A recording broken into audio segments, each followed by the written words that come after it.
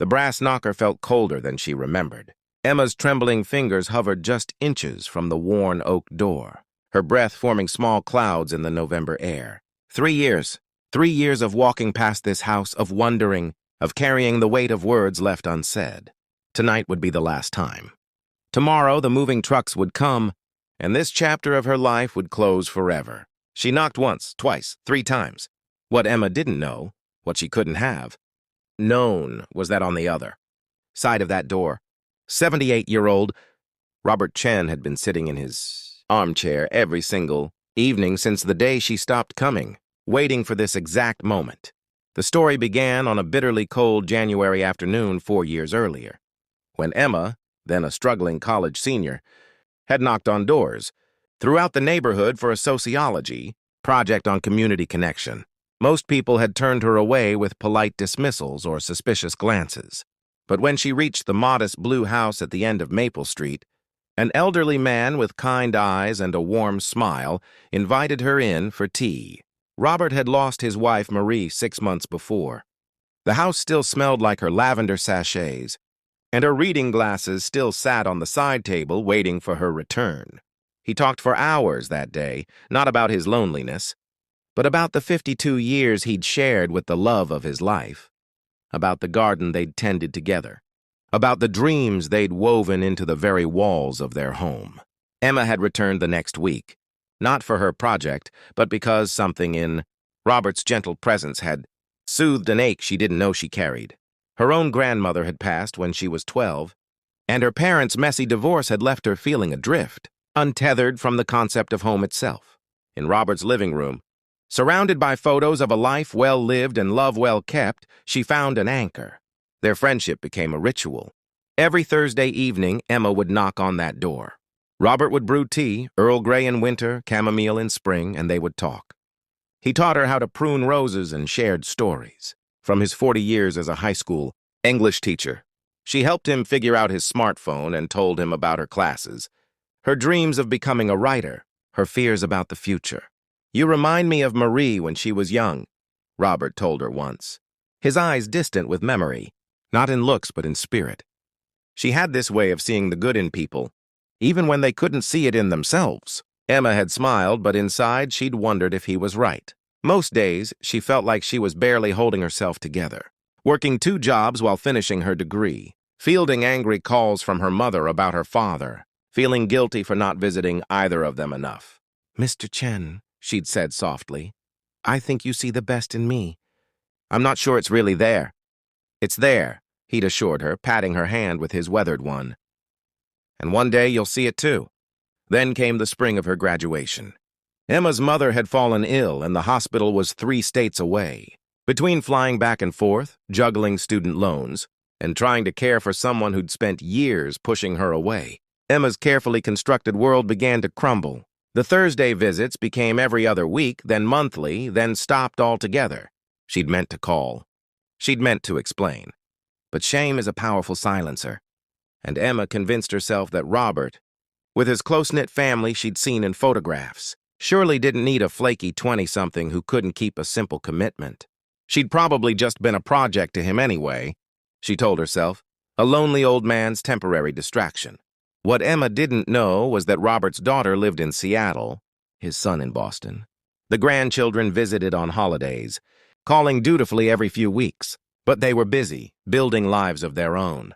Those Thursday evenings with Emma had become the heartbeat of his week, a reminder that he still had something to offer, that his stories still mattered, that he wasn't just waiting for time to pass. When Emma stopped coming, Robert assumed he'd done something wrong. Perhaps he'd talked too much about the past. Perhaps he'd become a burden. He tried calling the number she'd given him, but it had been disconnected. He considered walking around the neighborhood looking for her, but his knees weren't what they used to be, and pride kept him rooted in place. So instead, he waited. Every evening, he sat in his armchair by the window, watching the street as daylight faded into dusk. He kept the porch light on, just in case. He brewed extra tea, just in case.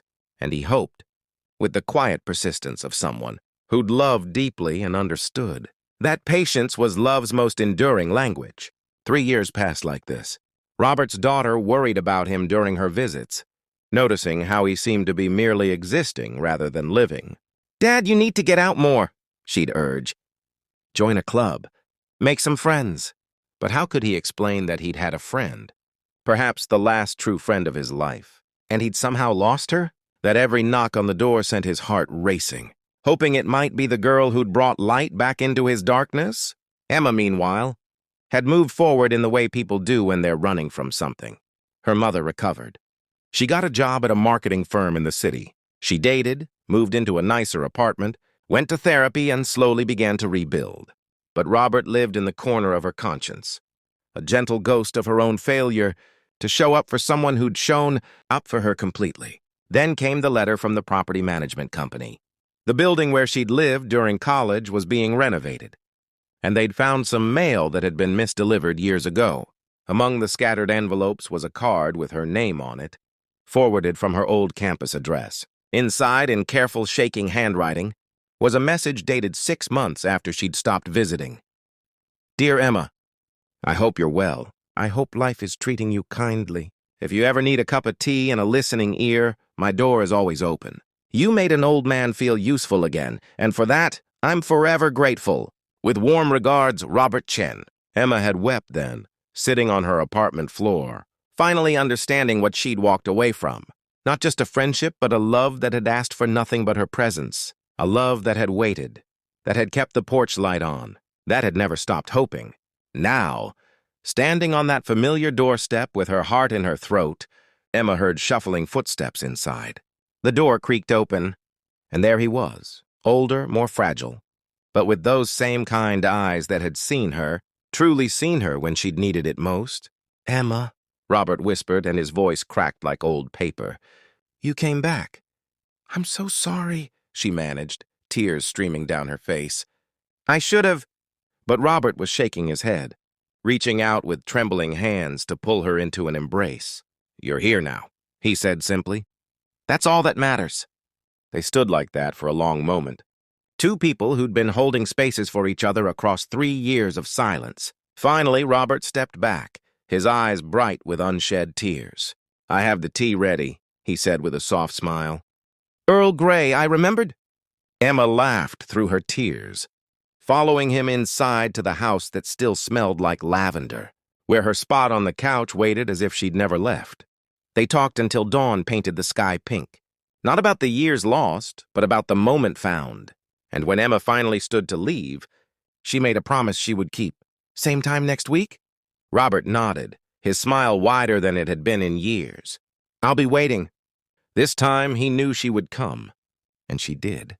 Every Thursday evening, without fail, until the day Robert passed peacefully in his sleep 4 years later, with Emma holding his hand and photos of Marie, his children, grandchildren, and Emma herself surrounding his bed, a family built not just by blood, but by the patient art of showing up. The brass knocker on that blue house remained, even after new owners moved in.